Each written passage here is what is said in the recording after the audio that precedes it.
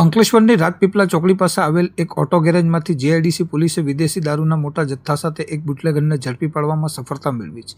પોલીસને પેટ્રોલિંગ દરમિયાન ચોક્કસ બાતમી મળી હતી કે રાજપીપળા ચોકડી નજીક સર્વિસ રોડની બાજુમાં આવેલ મન્નુ ઓટો ગેરેજમાં એક ઇસમ વિદેશી દારૂનું ગેરકાયદેસર વેચાણ કરી રહ્યો છે। જે ચોક્કસ માહિતીના આધારે અંકલેશ્વર જીઆઈડીસી પોલીસના સ્ટાફે તાત્કાલિક ગેરેજ પર દરોડો પાડ્યો હતો। રેડ દરમિયાન પોલીસને ગેરેજમાંથી વિદેશી દારૂનો મોટો જથ્થો મળી આવ્યો હતો, જેની કિંમત આશરે 1,09,000 રૂપિયા આંકવામાં આવી છે।